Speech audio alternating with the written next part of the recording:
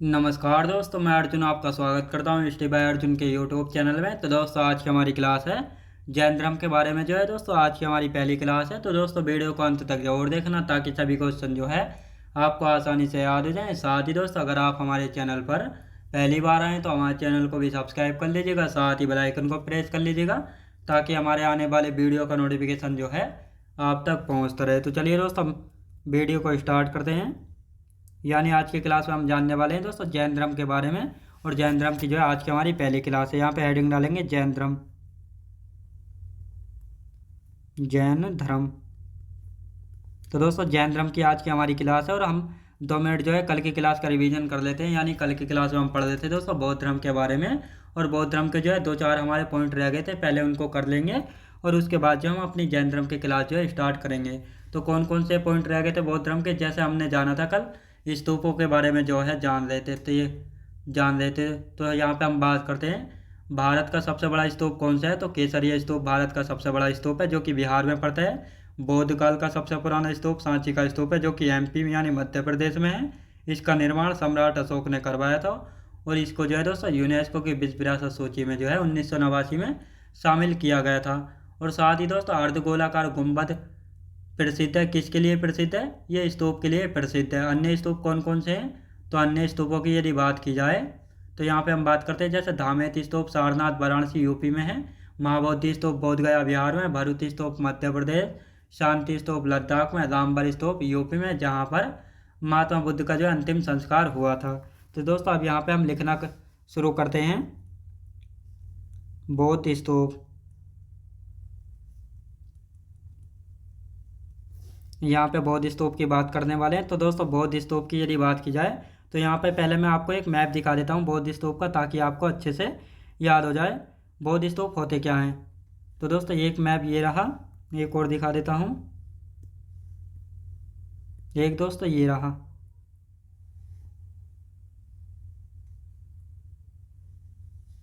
तो दोस्तों, ये हैं बौद्ध स्तूप। क्या होते हैं? बौद्ध स्तूप होते हैं। ये आपको अच्छे से दिख रहे होंगे दोस्तों। ये ऊपर से गोलाकार हैं, याद रखें दोस्तों। और पिछली क्लास में जो हमने जाना था हर्मिका क्या होती है, तो ये चौकोर बौद्ध रैलिंग होती है, तो इसी को हर्मिका जो है कहा गया था। तो दोस्तों, इस प्रकार जो है ये बौद्ध स्तूप जो हैं होते हैं। यानी बौद्ध धर्म में इनको जो है बहुत पवित्र जो है माना जाता है बौद्ध स्तूपों का। अब इनका काम क्या था? यानी महात्मा बुद्ध की समाधि के स्थल का एक प्रतीकात्मक प्रतिनिधित्व है, जिसका प्रयोग जो है महात्मा बुद्ध के अवशेषों को रखने के लिए जो है किया गया था। याद रखें दोस्तों। अब यहाँ पे हम बात करते हैं भारत का सबसे बड़ा स्तूप कौन सा है। ये आपको अच्छे से पता लग गए होंगे स्तूप कौन से होते हैं। भारत का सबसे बड़ा स्तूप। भारत का सबसे बड़ा स्तूप कौन सा है? तो केसरिया स्तूप। दोस्तों, केसरिया स्तूप भारत का सबसे बड़ा स्तूप है। कहाँ पे पड़ता है? बिहार में है भारत का सबसे बड़ा स्तूप। याद रखें दोस्तों, भारत का जो है सबसे बड़ा स्तूप। अब यहाँ पे हम बात करते हैं बौद्ध काल का सबसे पुराना स्तूप। बौद्ध काल का सबसे पुराना स्तूप। बौद्ध काल का सबसे पुराने स्तूप की यदि बात की जाए तो बौद्ध काल का जो है सबसे पुराना स्तूप कौन सा है? सांची का स्तूप। सांची का स्तूप। सांची का स्तूप जो है बौद्ध काल का सबसे पुराना स्तूप है। कहाँ पे? एमपी बोले तो मध्य प्रदेश में स्थित है। अब दोस्तों, इसका निर्माण किसने करवाया था? निर्माण की यदि बात की जाए तो सम्राट अशोक ने करवाया था। किसने दोस्तों?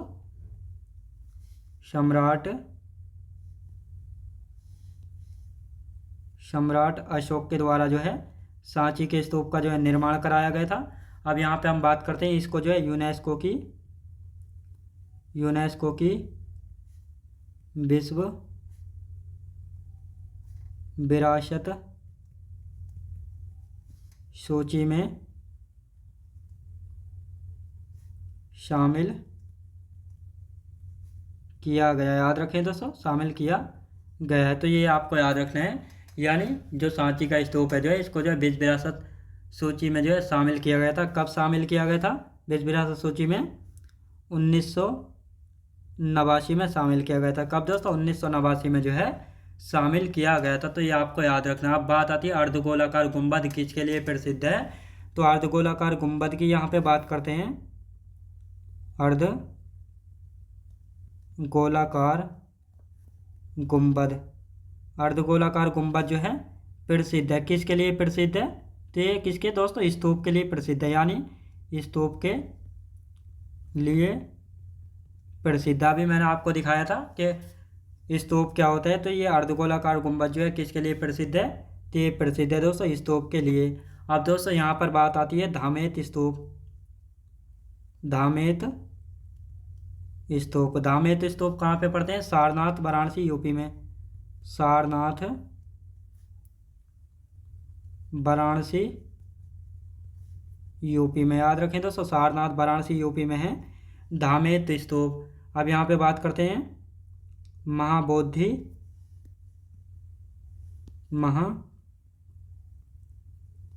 स्तूप। महाबोधि स्तूप की यदि बात की जाए कहाँ पे, बोधगया बिहार में। बोधगया बिहार में पड़ता है महाबोधि स्तूप। अब यहाँ पे हम बात करते हैं भरूच स्तूप कहाँ पे पड़ता है। भरूच स्तूप, दोस्तों भरूच स्तूप की यदि बात की जाए तो ये कहाँ पे है दोस्तों, ये पड़ता है मध्य प्रदेश में। कहाँ पे, भरूच स्तूप की हम बात करते हैं तो मध्य प्रदेश में स्थित है। कौन सा दोस्तों, भरूच स्तूप। अब यहाँ पे बात करते हैं शांति स्तूप। शांति स्तूप की यदि बात करते हैं तो ये पूछा गया क्वेश्चन है, कहाँ पे स्थित है, लद्दाख में स्थित है। कहाँ पे दोस्तों, लद्दाख में स्थित है। अब यहाँ पे बात करते हैं रामभर स्तूप। रामभर स्तूप, रामभर स्तूप की यदि बात की जाए तो ये पड़ता है दोस्तों यूपी में। कहाँ पे, यूपी में। अब दोस्तों यहाँ पर यानी जहाँ पर महात्मा बुद्ध का अंतिम संस्कार हुआ था, महात्मा बुद्ध का अंतिम संस्कार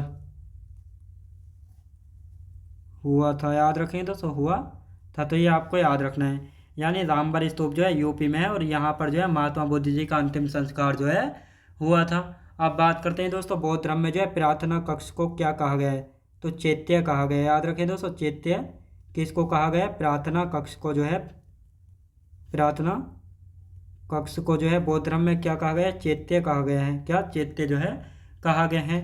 अब बिहार की यदि बात की जाए, बिहार क्या होते थे, यानी बौद्ध भिक्षुओं के रहने के स्थान को बिहार कहा गया है। बौद्ध भिक्षुओं के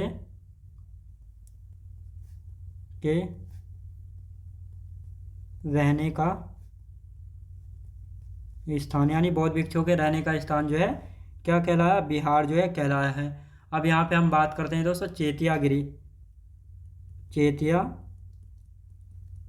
चेतियागिरी की यदि बात की जाए तो सांची एमपी में मनाया जाने वाला एक बौद्ध त्योहार है। सांची कहाँ पे पड़ता है, सांची पड़ता है दोस्तों एमपी में, और यहाँ पे मनाया जाने वाला, यानी सांची एमपी में मनाया जाने वाला एक बौद्ध त्योहार है। याद रखें दोस्तों, एक बौद्ध त्योहार है, तो ये आपको याद रखना है। अब दोस्तों यहाँ पे आते हैं बैसाख पूर्णिमा। बैसाख पूर्णिमा, बैसाख पूर्णिमा बौद्ध धर्म में सबसे ज़्यादा मोस्ट इम्पोर्टेंट है, यानी बौद्ध धर्म में,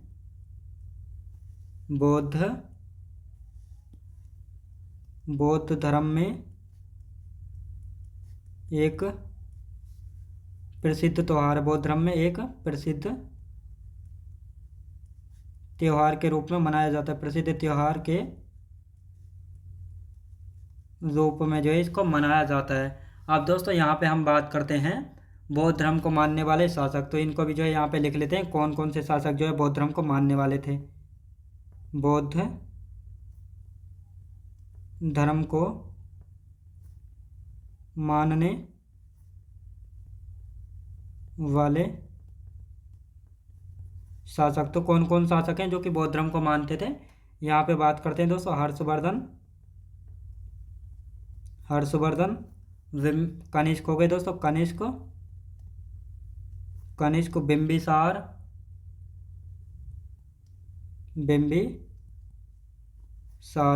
की बात करते हैं। फिर आते हैं दोस्तों सम्राट अशोक, सम्राट अशोक हो गए, प्रसेनजीत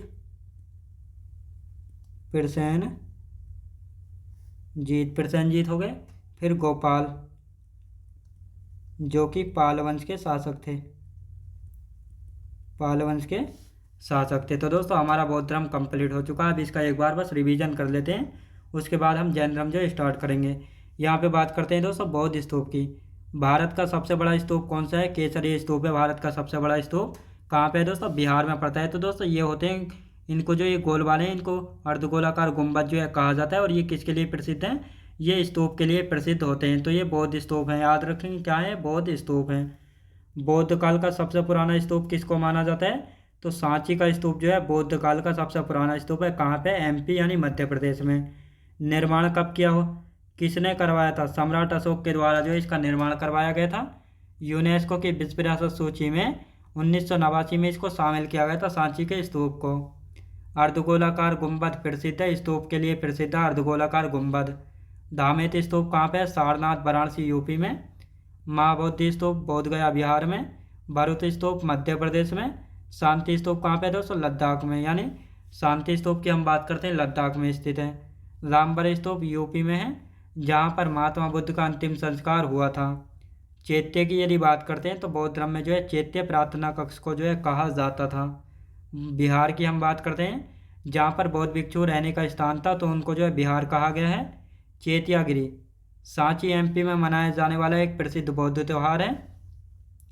वैशाख पूर्णिमा को जो है दोस्तों बौद्ध धर्म में एक त्यौहार के रूप में जो है मनाया जाता है, क्योंकि वैशाख पूर्णिमा के दिन महात्मा बुद्ध का जन्म हुआ था। इसी दिन इनको ज्ञान की प्राप्ति हुई थी और इसी दिन जो है इनकी मृत्यु हुई थी। तो इसीलिए जो है बौद्ध धर्म में वैशाख पूर्णिमा को एक त्यौहार के रूप में जो है मनाया जाता है। अब आते हैं बौद्ध धर्म को मानने वाले शासक, यानी कौन कौन से शासक बौद्ध धर्म को मानते थे। तो हर्षवर्धन, कनिष्क, बिंबिसार, अशोक, प्रसेनजीत और गोपाल, जो कि पाल वंश के शासक थे। तो ये सभी शासक हैं जो कि बौद्ध धर्म को मानते थे। अब आते हैं दोस्तों जैन धर्म। यहाँ पे हम हेडिंग डाल देते हैं जैन धर्म के बारे में। तो जैन धर्म अभी स्टार्ट करने वाले हैं, हेडिंग डालेंगे दोस्तों जैन धर्म। जैन धर्म, जैन धर्म की दोस्तों यहाँ पे हम बात करते हैं जैन धर्म। जैन धर्म की यदि बात करते हैं तो दोस्तों जैन धर्म में जो है कितने तीर्थंकर हुए हैं? जैन धर्म में जो है 24 तीर्थंकर जो है हुए हैं, और जिनके बारे में कल्पसूत्र पुस्तक से पता लगता है कि जैन धर्म में जो है 24 तीर्थंकर हुए हैं। और ये पुस्तक किसने लिखी थी? कल्पसूत्र भद्रबाहु जी के द्वारा जो है लिखी गई थी। अब दोस्तों तीर्थंकर होता क्या है? यानी दोस्तों तीर्थंकर की यदि बात की जाए तो धर्म का रक्षक और आध्यात्मिक शिक्षक होता है, जो कि मोक्ष की प्राप्ति का मार्ग बताता है। किसकी दोस्तों? मोक्ष की प्राप्ति का मार्ग जो है बताते हैं। जैन धर्म के संस्थापक किसको माना जाता है? तो जैन धर्म के संस्थापक माना जाता है ऋषभ देव जी को। और साथ ही ऋषभ देव जी जो है जैन धर्म में प्रथम तीर्थंकर थे। जैन धर्म किसके समकालीन था? जैन धर्म जो है सिंधु घाटी के समकालीन जो है माना जाता है, यानी जैन धर्म को सिंधु घाटी सभ्यता के समय का माना जाता है। जैन धर्म जो है बौद्ध धर्म से पुराना है और पहले तीर्थंकर थे ऋषभ देव जी। और साथ ही जैन धर्म के संस्थापक यानी फाउंडर भी जो है इन्हीं को माना जाता है। लेकिन वास्तविक या रियल फाउंडर की यदि बात की जाए जैन धर्म के, तो महावीर स्वामी जी को जो है माना जाता है। ये लिख यहाँ हम बात करते हैं जैन धर्म के वास्तविक संस्थापक की, तो महावीर स्वामी जी को, जो कि 24वें तीर्थंकर थे, यानी अंतिम तीर्थंकर थे। तो दोस्तों आप पहले इनके बारे में लिख लेते हैं, फिर आगे की चर्चा जो है हम यहाँ पे करेंगे।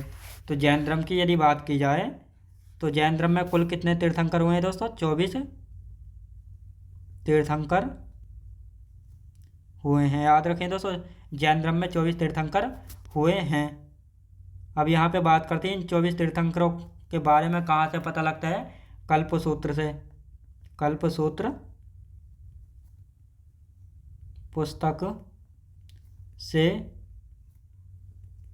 जानकारी मिलती है, याद रखें दोस्तों। यानी 24 तीर्थंकरों के बारे में कहाँ से जानकारी मिलती है? कल्पसूत्र पुस्तक से। अब कल्पसूत्र पुस्तक किसकी है? भद्रबाहु जी की पुस्तक है कल्पसूत्र, याद रखें दोस्तों किसकी? भद्रबाहु जी की पुस्तक है कल्पसूत्र। अब यहाँ पे हम बात करते हैं जैन धर्म। जैन धर्म की यदि बात करते हैं तो जैन धर्म जो है किसके समकालीन था? जैन धर्म सिंधु घाटी सभ्यता के समकालीन था। सिंधु घाटी सभ्यता के समकालीन माना जाता है। याद रखें दोस्तों, जैन धर्म को जो है सिंधु घाटी सभ्यता के समकालीन जो है माना जाता है। अब यहाँ पे हम बात करते हैं, जैन धर्म जो है बौद्ध धर्म से पुराना था। जैन धर्म बौद्ध धर्म से पुराना है। याद रखें दोस्तों, पुराना है, तो ये आपको याद रखना है। अब यहाँ पे हम बात करते हैं प्रथम तीर्थंकर। प्रथम तीर्थंकर कौन थे?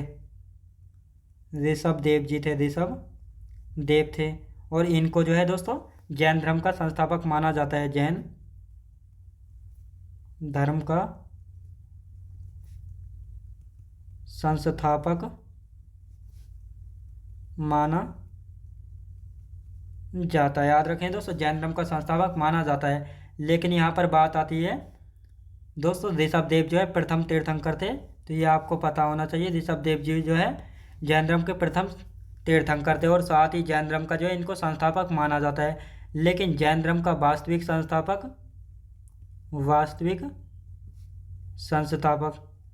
वास्तविक यानी रियल फाउंडर किसको माना जाता है? महावीर स्वामी जी को माना जाता है। किसको? महावीर स्वामी जी को जो है माना जाता है, जो कि 24वें तीर्थंकर थे। याद रखें दोस्तों, जो कि 24वें तीर्थंकर यानी अंतिम थे। कौन थे? अंतिम थे।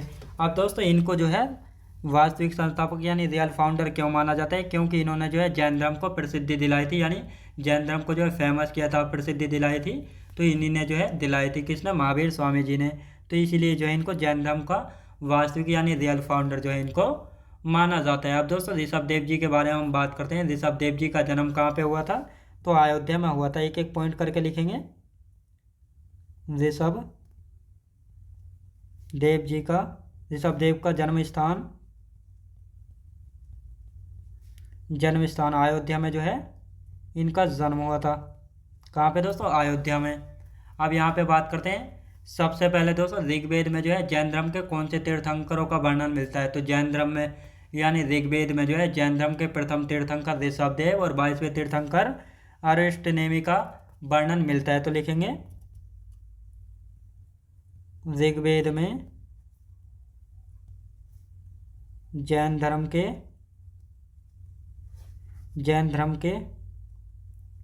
प्रथम तीर्थंकर ऋषभ देव व 22वें तीर्थंकर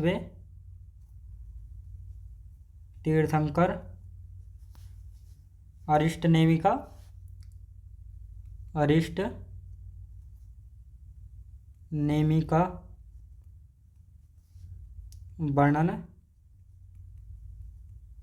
मिलता है। याद रखें दोस्तों, 22वें तीर्थंकर अरिष्टनेमि का जो है वर्णन मिलता है, तो ये आपको याद रखना है।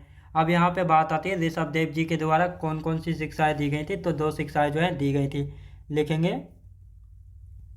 ऋषभ देव की शिक्षाएं। 2 शिक्षाएं जो है दी गई थी। कौन कौन सी थी?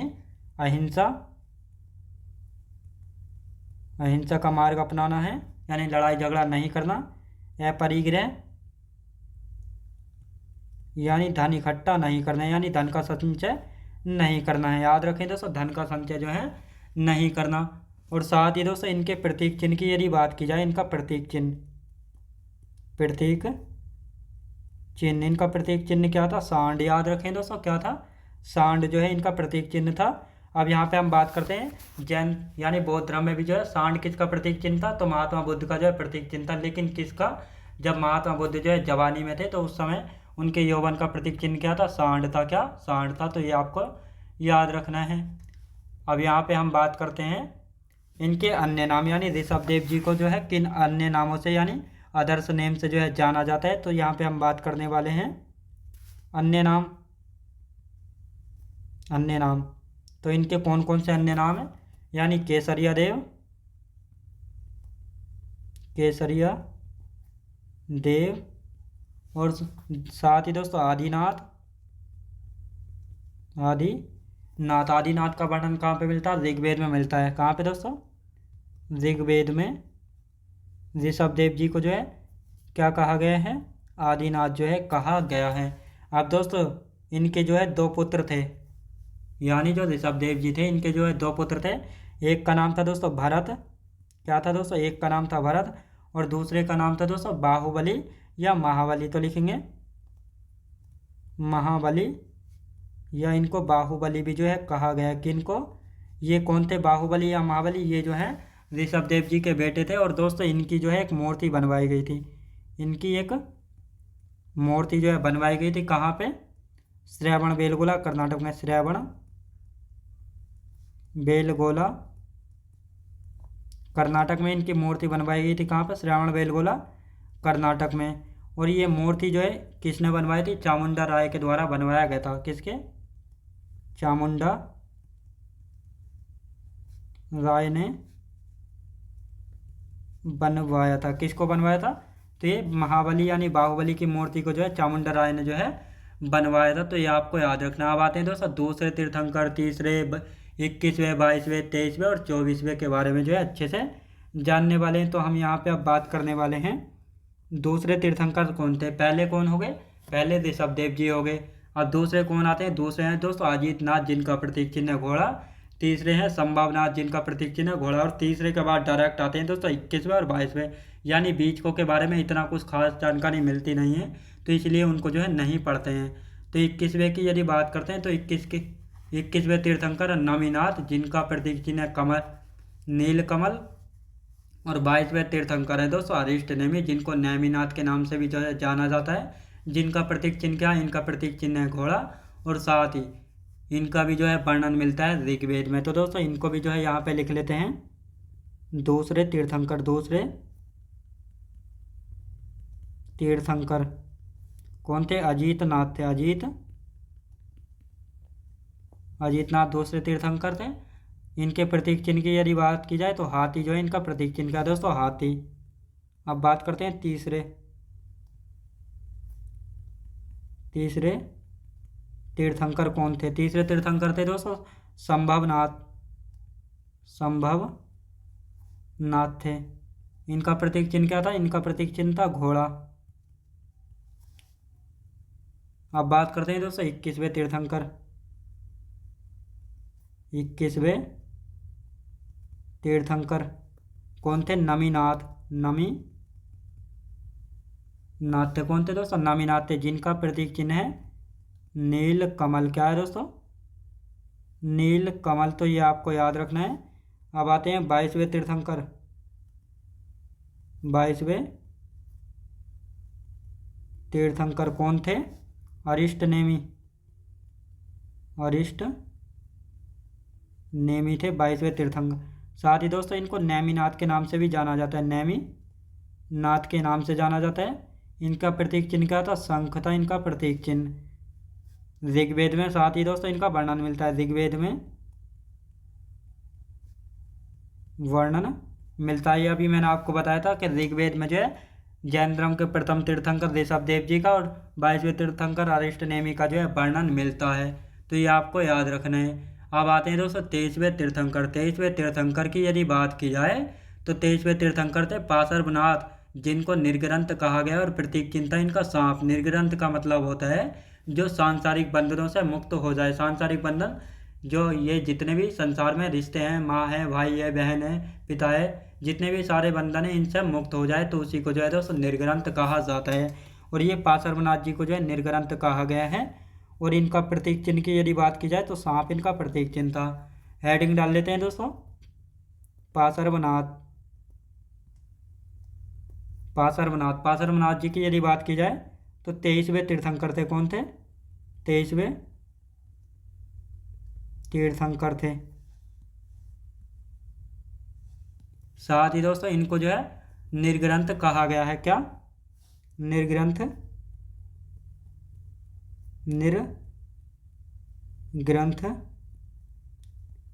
कहा गया। प्रतीक चिन्ह क्या था दोस्तों? इनका प्रतीक चिन्ह सांप। तो ये आपको याद रखना है। अब दोस्तों इन्होंने भी जो है जैन धर्म में दो शिक्षाएं जोड़ी थी। कौन कौन सी जोड़ी थी इन्होंने? सत्य और अस्तेय। सत्य यानी सत्य बोलना चाहिए हमेशा, अस्तेय यानी चोरी न करना चाहिए, यानी चोरी नहीं करना चाहिए। तो इनकी दो शिक्षाएं देख लेते हैं। दो शिक्षाएं, इन्होंने कौन कौन सी दो शिक्षाएं जोड़ी थी? सत्य बोलना चाहिए हमेशा, और दूसरी दोस्तों अस्तेय। अस्तेय यानी चोरी न करना, चोरी न करना।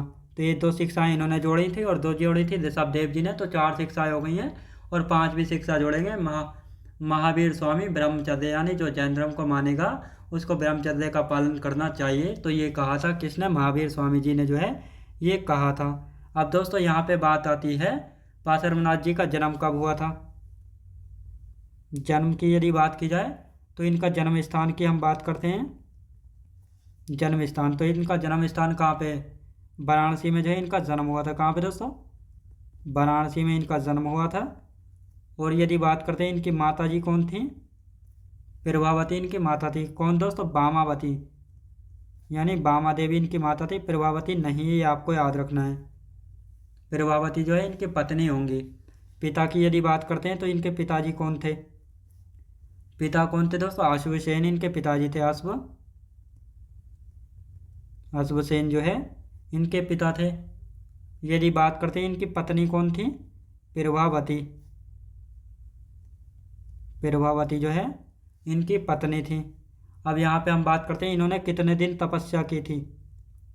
84 दिनों तक इन्होंने तपस्या की थी। कितने दिन दोस्तों? 84 दिन जो है इन्होंने तपस्या की थी।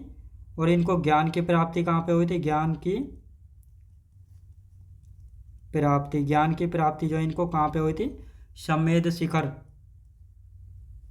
सम्मेद शिखर। अब दोस्तों ये सम्मेद शिखर कहाँ पे पड़ता है? झारखंड में है। सम्मेद शिखर कहाँ पे? झारखंड में पड़ता है सम्मेद शिखर। और यदि बात की जाए इनकी शिक्षाएं, अभी मैंने आपको बताया, तो इनकी शिक्षाएं हैं सत्य और अस्तेय। तो इनको यहीं पर जो है लिख लेते हैं इनके साथ। तो इन्होंने जो है ये दो शिक्षाएं जो हैं जोड़ी थी। अब दोस्तों इनका जो है हम रिवीजन कर लेते हैं एक बार यहाँ पे। जैन धर्म, दोस्तों जैन धर्म की यदि बात की जाए तो जैन धर्म में 24 तीर्थंकर हुए हैं। और इन 24 तीर्थंकरों के बारे में कहाँ से जानकारी मिलती है? कल्पसूत्र पुस्तक से जानकारी मिलती है। और ये कल्पसूत्र पुस्तक किसने लिखी थी? भद्रबाहु जी के द्वारा जो है लिखी गई थी। किसके द्वारा? भद्रबाहु जी के द्वारा लिखी गई थी। जैन धर्म, दोस्तों जैन धर्म को जो है सिंधु घाटी सभ्यता के समकालीन जो है माना जाता है। जैन धर्म बौद्ध धर्म से पुराना है। प्रथम तीर्थंकर कौन हुए? ऋषभदेव जी जो है प्रथम तीर्थंकर थे। और साथ ही इनको जैन धर्म का संस्थापक जो है माना जाता है। लेकिन जैन धर्म का वास्तविक संस्थापक या रियल फाउंडर महावीर स्वामी जी को जो है माना जाता है, जो कि 24वें तीर्थंकर थे और साथ ही अंतिम तीर्थंकर थे। ऋषभदेव जी का जन्म स्थान कहाँ? यानी अयोध्या में जो इनका जन्म हुआ था। ऋग्वेद में जैन धर्म के प्रथम तीर्थंकर और 22वें तीर्थंकर का जो है वर्णन मिलता है। प्रथम तीर्थंकर थे ऋषभदेव और 22वें तीर्थंकर थे अधिष्टनेमि, जिनको नेमिनाथ के नाम से भी जाना जाता है। तो इन दोनों तीर्थंकरों का वर्णन कहाँ पे मिलता है? ऋग्वेद में वर्णन मिलता है। ऋषभदेव जी ने कौन कौन सी दो शिक्षाएं जोड़ी थी? अहिंसा और अपरिग्रह। अहिंसा यानी लड़ाई झगड़ा नहीं करना चाहिए। अपरिग्रह यानी धन इकट्ठा नहीं करना चाहिए, यानी धन संचय नहीं करना चाहिए। इनके प्रतीक चिन्ह की यदि बात की जाए तो इनका प्रतीक चिन्ह था सांड। इनके अन्य नाम, यानी ऋषभदेव जी को जो है किन अन्य नामों से जाना जाता था? केसरिय देव और आदिनाथ। और इन आदिनाथ का वर्णन ऋग्वेद में मिलता था। साथ ही दोस्तों इनके जो है दो पुत्र थे। ऋषभदेव जी के पहले पुत्र थे भरत और दूसरे थे महाबली, जिनको बाहुबली भी कहा गया है। और इन महाबली की एक मूर्ति बनाई गई थी श्रवण बेलगोला कर्नाटक में। चामुंडा राय ने जो है इनको बनवाया था। याद रखें दोस्तों, किसके द्वारा? चामुंडा राय के द्वारा जो है बनवाया गया था। अब आते हैं दूसरे तीर्थंकर कौन थे? अजीतनाथ दूसरे तीर्थंकर थे, जो कि इनका प्रतीक चिन्ह था हाथी। तीसरे तीर्थंकर थे संभवनाथ, जिनका प्रतीक चिन्ह था घोड़ा। 21वें तीर्थंकर थे दोस्तों नामीनाथ, जिनका प्रतीक चिन्ह नीलकमल। 22वें तीर्थंकर है अरिष्टनेमि, जिनको नेमिनाथ भी कहा जाता है, इनका प्रतीक चिन्ह शंख। और ऋग्वेद में जो है दोस्तों इनका वर्णन मिलता है। अब आते हैं 23वें तीर्थंकर कौन है? ऋषभदेव जी हैं। कौन दोस्तों? ऋषभदेव नहीं, पार्श्वनाथ जी हैं। याद रखें दोस्तों, पार्श्वनाथ हैं। इनको जो है दोस्तों निर्ग्रंथ कहा गया। अब दोस्तों निर्ग्रंथ का क्या मतलब है? यानी जो सांसारिक बंधनों से मुक्त हो जाए उसको निर्ग्रंथ जो है कहा जाता है। और इनके प्रतीक चिन्ह की बात की जाए तो इनका प्रतीक चिन्ह सांप। इन्होंने दो शिक्षाएं जोड़ी थी, सत्य और अस्तेय। सत्य का मतलब होता है हमेशा सच बोलना चाहिए, अस्तेय यानी चोरी नहीं करना चाहिए। जन्म स्थान इनका वाराणसी में इनका जन्म हुआ था। माता कौन थी? बामा देवी इनकी माता जी थी। पिता कौन थे? अश्वसेन थे। इनकी पत्नी थी प्रभावती। कौन दोस्तों? इनकी पत्नी थी प्रभावती। तपस्या की बात की जाए, 84 दिन इन्होंने तपस्या की थी। ज्ञान की प्राप्ति सम्मेद शिखर झारखंड में। और शिक्षाएं अस्तेय और सत्य और अस्तेय, इन्होंने दो शिक्षाएं जो है जोड़ी थी। तो दोस्तों आज की क्लास जो हमारी यहीं तक रहेगी और इससे अगली क्लास में हम महावीर स्वामी जी के बारे में अच्छे से जानेंगे। तो दोस्तों मैं उम्मीद करता हूँ आपको वीडियो क्वालिटी, कंटेंट वगैरह सभी कुछ आपको पसंद आया होगा। पसंद आया तो लाइक शेयर और सब्सक्राइब करना बिल्कुल भी ना भूलें। साथ ही दोस्तों अगर आप हमारे चैनल पर पहली बार आए तो हमारे चैनल को भी सब्सक्राइब कर लीजिएगा, साथ ही बेल आइकन को प्रेस कर लीजिएगा ताकि हमारे आने वाले वीडियो का नोटिफिकेशन जो है आप तक पहुँचता रहे। तो चलिए दोस्तों मिलते हैं नेक्स्ट वीडियोज़ में।